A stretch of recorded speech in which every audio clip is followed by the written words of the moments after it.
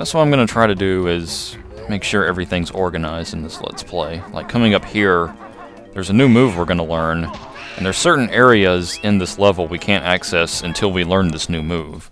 So I wouldn't want to go to those areas, not have the move yet, and then have to come here and learn it, and then go all the way back to those areas again. It would just be a really scattered and splattered walkthrough, and just blah. So now we have another really useful move, the grip grab. This is going to allow us to grip onto ledges, move around them, and also hold onto ledges if we almost fall down.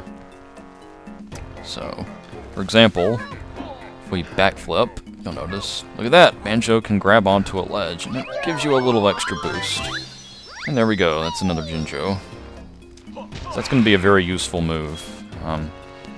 It's moves like that, I don't even know why they didn't put that in the first game, actually.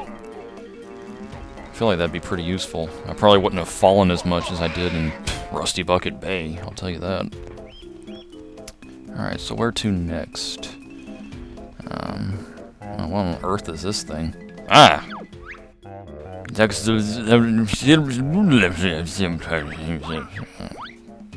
What?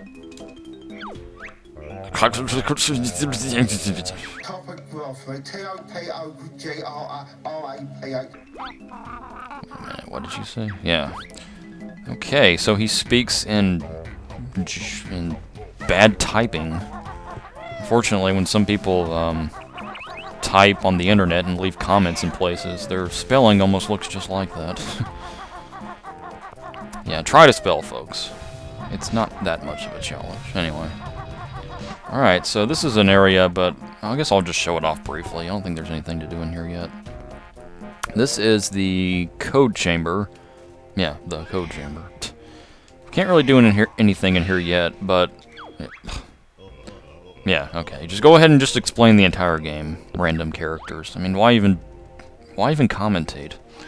Yeah, all the cheats we get from Cheeto will activate here, so... But I don't have any from him yet, so...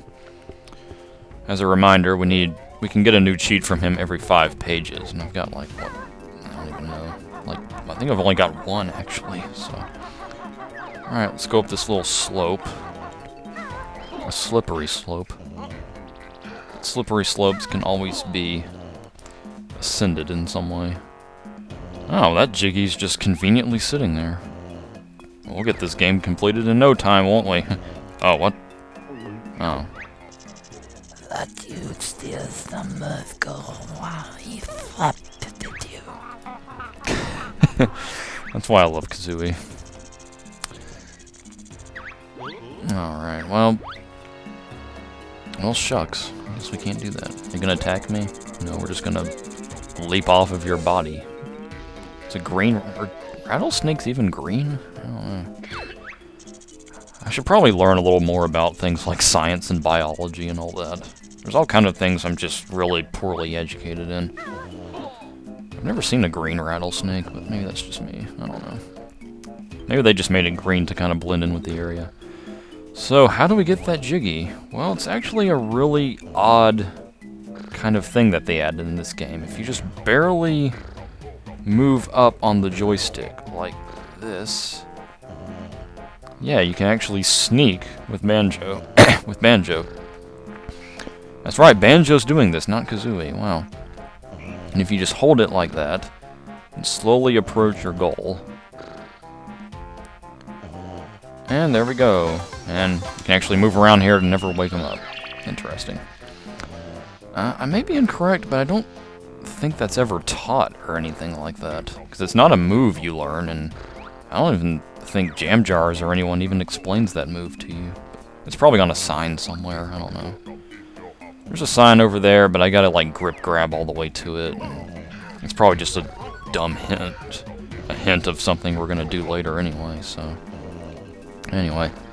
So now I can leap on this and demonstrate the grip grab a little bit. So as you can see, we can move along these little ledges. You want to be careful when you approach these little anthill things, because those guys come out. And I don't even... I was, like, talking during it, so I don't know if he even explains this, but if you press B... Press B, yeah, you can... Kazooie will leap out and peck at your targets. So that's useful. At least you're not vulnerable when you're using it. And there we go, another piece of toilet paper. It's 3 total. Do we? Yeah, oh yeah, that's right. We got one earlier on top of that area. Alright, so that about does it for here. So now let's move on to another area. So how is everyone? Hope everyone's doing okay. Today's August 1st, 2012. Not too enthusiastic about that, to be honest, because I've never been a fan of August. It's a really blah month. I feel like unless you have a birthday in August, I don't know. Nothing really happens. There's no holidays, it's hot. You have to go back to school, usually. Or, if not, you're close to going back to school. Ah, another Globo. But we already got Mumbo's help. Well, it says they have magical powers, so... wouldn't hurt to just keep it in the pocket, I guess. Let's see what's in this teepee. Oh, cutscene. So, of course, we're meeting somebody. Big Heap welcome. Little Bear. Not Little Bear. Maurice Sendak, or whatever, didn't create me. Whatever that author's name is. Alright, Humbawumba. Uh-oh. Looks like Mumbo's got some competition here. But he was supposed to be the only shaman. The only magic man. Well, I guess he is, yeah. He's just got a woman to compete with. Alright, so... let's see, we'll get her help. Oh, no. Did we kill it? I hope not. I'm reminded of the shoe death in Roger Rabbit. Oh, no. Alright, so... Wumba is going to help us in ways that Mumbo does. And I remember this giant book here. My friends and I used to say that she was cheating. She had to actually reference a book to learn her spells. She wasn't truly magical. Yeah. Yeah, you say you're better than Mumbo. I don't think he had to reference a book. Okay, what the heck is going on? I like leaped and got onto that and I couldn't get off, dude. Are you a freaking stripper? Anyway, so we delivered a Globo, and that allows us to do something a little magical. Get some help from Humbawumba. And we turn into... Midget Gargoyle. Call this Stony. What? That's right. Humbawumba is going to serve... It's going to take the place of Mumbo, what he did in the first game. So the transformations have not been entirely ditched, folks. Like, they did in fact bring them back for this game, only someone else does them. And you're probably wondering, what on the earth is this crazy thing she turned us into? Yeah, we'll learn more about it a little later. Her transformations get a lot cooler, I promise. It's the one thing I really like in this game. I don't want to spoil anything yet, but her transformations are always really interesting. When you play the game for the first time, and go to a level for the first time, you probably would never predict the actual transformation you get. But I guess that might be the same for Banjo-Kazooie, too. Oh, what? Oh, okay, so he speaks our language. So that's what it is. Alright, and they're kind of like the signs also. They kind of just give us little hints. Alright, so let's go to the world entry. You may recall something. A little treasure at the beginning of the world. And that was that thing. That's right. So that's how we get it. Much like the pumpkin, we can access little small areas as the Stony guy. What? No, okay, he's gonna tell us what it is. And yeah, and you actually can't leave the world with it. I think Humba freaks out like, no, get the heck out of there. Yeah. No, you can't do that crap. Anyway. Alright, so now that we've got this little disguise of sorts, let's see if we can get past that Statue of Liberty caveman dude. Alright, sorry about that, folks. Ow! Dude, rude. Golly, that thing really seemed painful, too. This poor little Stony, man. Anyway, as I was saying, before I was so rudely injured, I actually had a recording issue right there, so that's why the cut was kind of odd and random there. I guess any cut would be like that. Anyway, let's see if we can get past Statue of Liberty cheetah thing. I don't say what your name... did we even say our name the first time?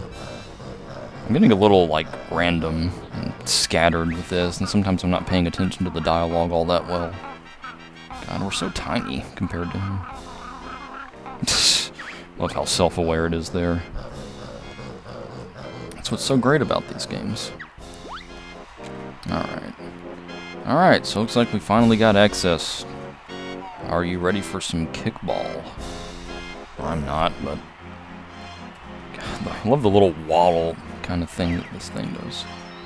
Alright, so now we got a warp pad, so looks like regardless of being a Stony or not, we'll get in here.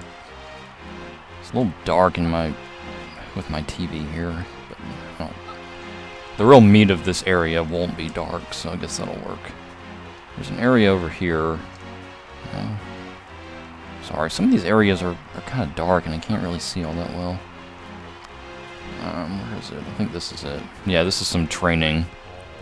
This is a training area, yeah. You can learn to practice kickball and everything. But, you know, what training do we need? I ate my raw eggs this morning. And I got a motivational speech from some mentor guy. So, I think we're good. Alright, so let's move on and play some kickball, shall we? Right, just in time for the Olympics. Alright, so let's show off what kickball is like. It's nice that they added little fun things like this. These little mini-games of sorts. You're going to see a lot of these throughout the game. The Mayan Kickball quarterfinal. Yeah, and of course the teammates have to insult me. Oh wait, they're the opponents actually. But, you know, teammates and opponents usually are insulting. Alright, so we just gotta kick the kickballs into our goal. Try to get the most points. This first round is just like pathetically easy. Just grab the yellowish ball and just kick it right into your court. Or goal, I guess. That's really about it. I don't think I've ever struggled with this. I mean, they just suck. I mean, look how slow they are. You can press B and hurry a little bit. It gets a little progressively difficult. Progressively gets a little more difficult, but I don't think I've ever had trouble with this one. You notice the time down there is like Grunny's ridiculous looking head. Nice that she represents the countdown. Alright, so that takes care of the quarterfinal. The door opens each time to move on to each competition. We just waddle our goofy body in there and they're gonna insult us with generic insults. Shorts look hey! I mean, they might look stupid on the Stony body, I guess. This one's a little different. You have these red ones, and hey, not cool. No. Where is it? There we go. And the red ones will actually deduct points from the goal that it's put into. So it can be a little useful, but I usually just go for try to get as many points in my goal as I can. I might use it as if I end up just being too terrible at it. But okay. Oh, I'm actually losing. I mean, there's a tie, but I think you'll still lose if you tie. So, in fact, I might go ahead and just throw our red one in the purple guy. I can just bullcrap for the rest of this, actually. There's only one ball here, so I guess they're just trying to get it. I threw it in the other goal. What the heck? Oh, well. Alright, so we move on to the final. This is where things really heat up. Okay, not really, it's easy, but... Alright. I'm trying to think of other things to talk about in the meantime. What's going on in my personal life? I'm thinking about getting a 360 eventually. I'm thinking about joining the 21st century of gaming. I get asked all the time about 360 and current generation related stuff, and I always have to give that same stupid answer that I don't have a 360 or a PS3. I finally decided, you know, why don't I join the 21st century and get one, but I don't have the cash for that right now. So maybe I'll get one for Christmas or something like that. I can maybe move on and let's play some Microsoft games for you guys and gals. Alright, let's wait for the orange one, or yellow one. And, oh crap. Where is it? I'm gonna go ahead and throw one in the purple guys. Oh wait, never mind. Nah, it should be good. There we go. 2 more points at the last minute. That's how you play. I wouldn't mind playing a game like this in real life. It'd probably be a little more fun than a lot of the other crappy sports I've played in my life. Love Kazooie. And we get a Jiggy for that, of course.